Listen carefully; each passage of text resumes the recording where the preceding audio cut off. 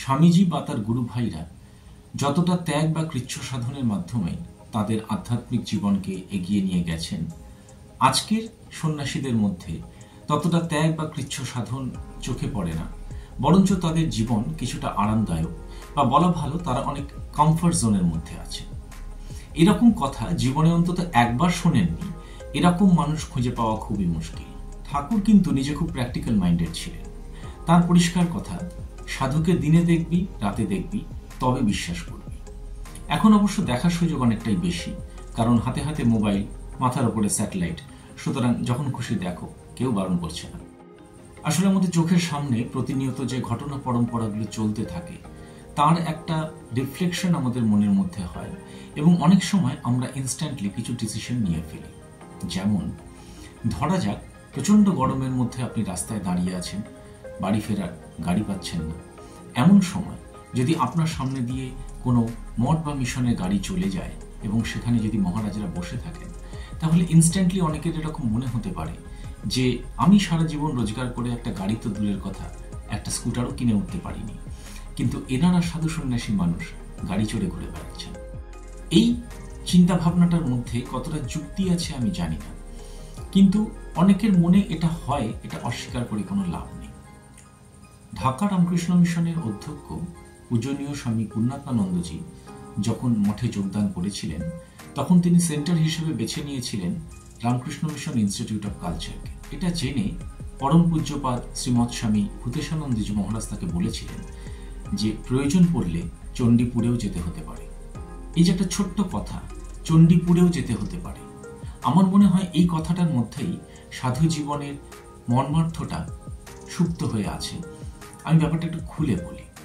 গোলপার্কে Ramakrishna mission institute of কালচারে যারা গেছেন তারা সবাই জানেন যে এটা কলকাতার অত্যন্ত প্রাইম লোকেশনে অবস্থিত, অত্যন্ত আধুনিক সুযোগ সুবিধাযুক্ত একটা আন্তর্জাতিক মানের কালচারাল সেন্টার। অপরদিকে সেই সময় পরিপ্রেক্ষিতে যদি আমরা চণ্ডীপুরকে ভাবি, তাহলে সেটা একটা প্রত্যন্ত প্রদেশ বলা যেতে পারে। সেখানকার আর্থিক অবস্থাও তখন খুব একটা ভালো নয়, এবং সেখানকার জীবনযাত্রাও যথেষ্ট কষ্টকর। পূর্ণাত্মানন্দজির ভাষায় প্র্যাকটিক্যালি সেটা একটা পানিশমেন্ট সেন্টার। তাহলে এবার আমরা যদি একটু নিজেদের কথা ভাবি, আমাদের বাড়িটা যদি বালিগঞ্জ বা গোলপার্কের মতো কোনো প্রাইম লোকেশনে হয়, তো চণ্ডীপুর তো দূরের কথা, আমরা চুচুড়াতে গিয়েও থাকতে চাইব না, because of the facilities, the comfort.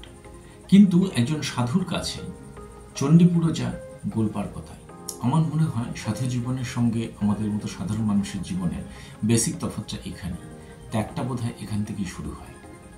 সত্যি কথা বলতে কি, যে সমস্ত গুণ বা কোয়ালিফিকেশন থাকলে আমরা সাধারণত মানুষকে কৃতি বা সাকসেসফুল বলি, মঠ বা মিশনে এমন প্রচুর সন্ন্যাসী আছেন যারা সেই সমস্ত গুণের বেশ ভালো মতো অধিকারী, এবং তারা যদি চাইতেন তারা ডাক্তার, ইঞ্জিনিয়ার, প্রফেসর ইত্যাদি হয়ে বেশ লাক্সারিয়াসলি দিন কাটাতে পারতেন। আজকের যে কোনো কর্পোরেট অফিসের কার পার্কিংয়ে যদি আপনি যান, তাহলে দেখবেন যে ব্র্যান্ডগুলো সেখানে দাঁড় করানো থাকে না। অনেকের সারা জীবনের রোজগারই সেটা নয়, কিন্তু সব ছেড়ে ছুড়ে তারা কিন্তু এই জীবন বেছে নেবে। যদি তাদের একটা আরামদায়ক জীবনই কাম্য ছিল, তাহলে এই জীবন নিলেন কেন? আসলে মানুষকেও ঠিক দোষ দেওয়া যায় না। আমাদের দেশে অনেক রকমের সাধু দেখা যায়, যেমন হাঁটুর ওপর ধুতি তোলা পিতৃতুল্য সাধু, টিভি চ্যানেলে এসে মুখ দেখানো বেশ পপুলার সুপারস্টার সাধু, প্রজা শাসনকারী অ্যাডমিনিস্ট্রেটিভ সাধু, এমনকি প্রোডাক্ট বিক্রিকারী সেলসম্যান সাধুও আছে। কিন্তু এই বর্গগুলো ছাড়াও আমাদের দেশে আরেক প্রকারের সাধু বা সন্ন্যাসী দেখা পাওয়া যায়, যাদেরকে আমি আমার ভাষায় বলি প্রকৃত সাধু বা সন্ন্যাসী। ত্যাগই যাদের মূল মন্ত্র এবং সন্ন্যাসী যাদের ভূষণ। সেই সমস্ত সাধু বা সন্ন্যাসীদের চরণে প্রণাম জানিয়ে আজকের পর্ব এখানেই শেষ করলাম। নমস্কার।